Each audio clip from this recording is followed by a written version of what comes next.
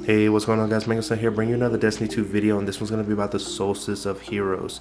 I'm going to teach you how to get your blue armor to the purple armor set, and then I'll be coming out with another video on the purple set to the next purple set, because Bungie just wants to keep tormenting us with purple sets like they did for the past 5 years.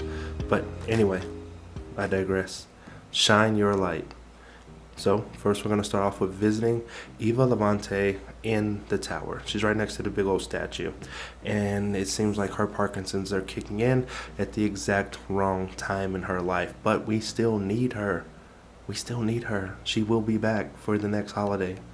December, I think. But anyway, the solstice begins. You will get the Solstice Renewed Mass Helmet. And she has the Compass Rose, the new Legendary Shotgun Precision Frame, the one that she gives you. Oh, we'll talk about that later. The vendor upgrades, they kind of work themselves out in the background.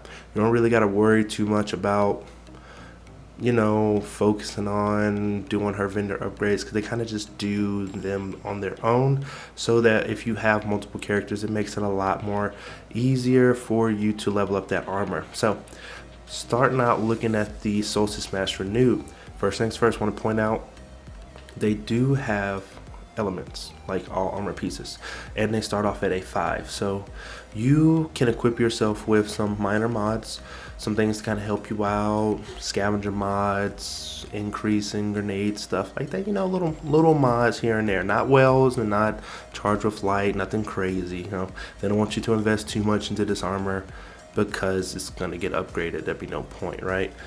What would Bungie be like if they had you wasting materials or something on a pointless grind? That's not their style.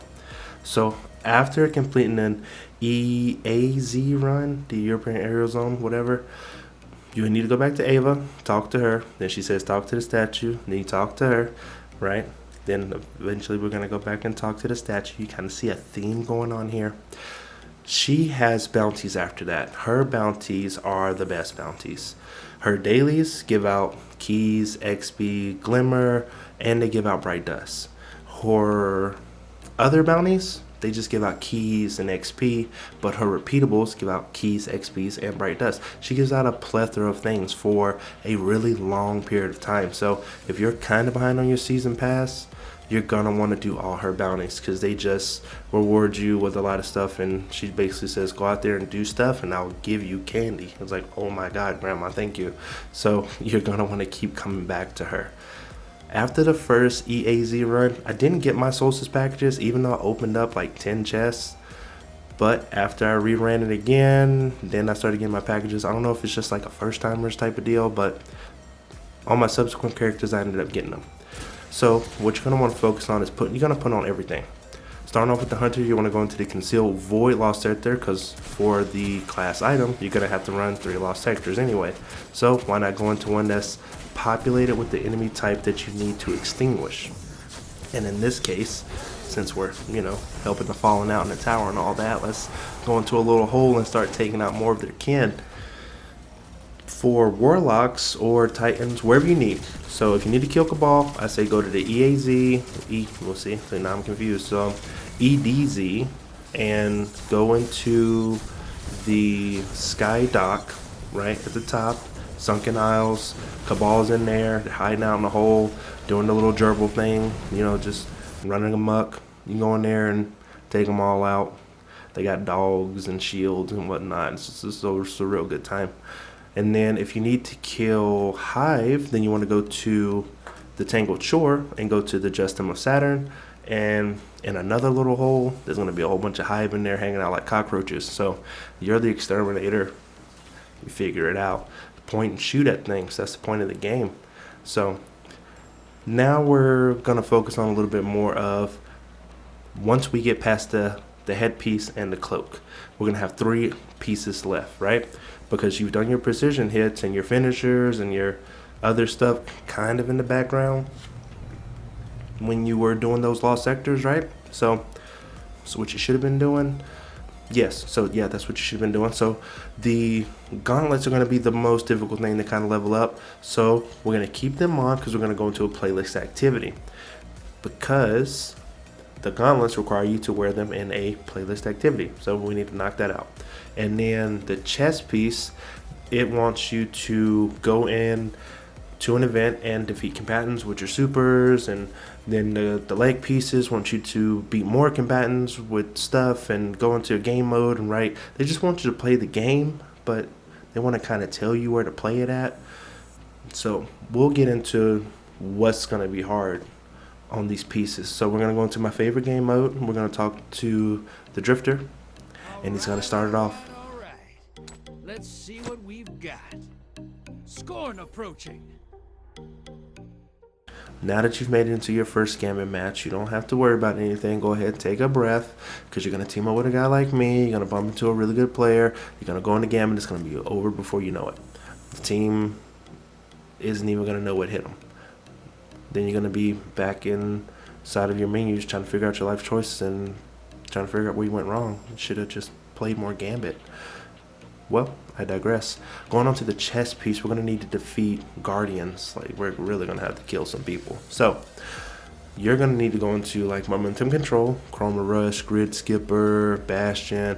I don't know, anything but the Tiku's Divination, because it just did not put out for me.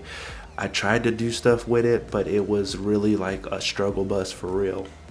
Like, really, it was a struggle. I don't know why I kept using it. I should have just switched to something else, but I digress.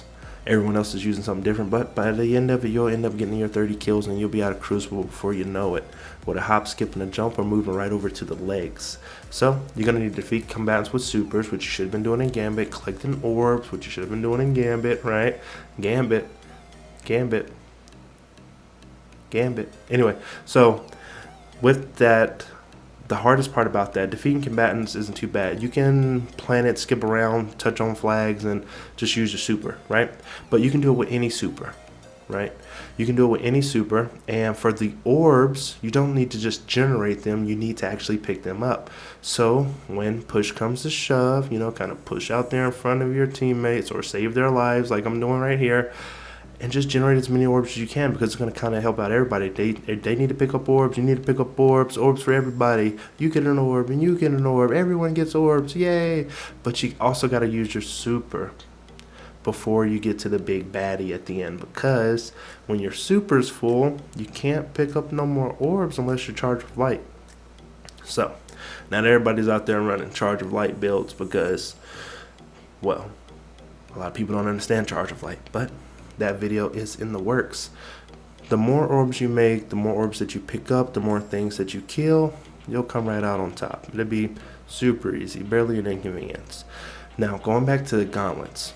The gauntlets are a toughie because the 10 Solstice packages, you're going to get plenty of packages. Like, you're going to have packages out the wazoo. It just takes 15 Solstice key fragments, and that's the issue, right? So, what gives you the best key fragments? Well, if we were to go into Altars of Sorrow, you get about 5 per wave. And if you go into, I don't know, the Strike playlist, you get 12. Seems like 12's a bigger number than 5, right? It's like, well, what if I want to go into a Lost Sector? Okay, you can run Lost Sectors all day. That's 2 key fragments possibly by doing that, you know, little 1-2 minute run. Or you can get a lot more loot, glimmer, blues, purples, materials, tokens, and 12 Solstice key fragments by doing strikes. But I'm not going to tell you how to play, you know, just saying. Strikes. Right, so hopefully you're doing strikes. Completing patrols, I think you only have to do 1. Last year you had to do about like 10 or 20 of those things. I don't even know why they thought that was a cool thing to do. But if you tend to come up short on Solstice key fragments, don't worry, because you picked up all those Eva bounties, right? You know, the lady back there with Parkinson's is freaking out, whatever. She didn't have her daily dose of medication. Keep your shell on that gives you XP gains. Because every time you level up past level 100, you get a, what's that, bright, the prismatic, the glowy white ball, that Eververse stuff that usually gives you a legendary ghost shell that you don't need. That thing. So you want to put that on, get the max XP gains, just keep leveling yourself up. The more levels you get, the better it's going to be. You can hit that 1340 content, but I digress. So once you get the keys, you need about 150, right? the Solstice packages, you need to put that piece of armor back on. Just don't crack open packages willy-nilly without putting that armor piece back on there. It's not going to count. They're going to be like whoopsies, and they're going to be down 15, 30, 45 keys on how many times you push that square button. So once you complete that, open up your 10 little packages, put all the armor on, and then that's going to activate the next quest step, right? Nadir to Apex. I think I said that right. You're going to want to go to the Statue of Heroes and pay tribute. You're going to take a knee. I know that's frowned upon nowadays, but hey, we've been doing it for years before it became a thing. And this is how we get to the next step. We take a knee, we take a breath. I hope this video did help you guys out on figuring out how to level up your blue Solstice armor. Please like, share, and subscribe. Leave a comment down below, and I'll see you in the next one.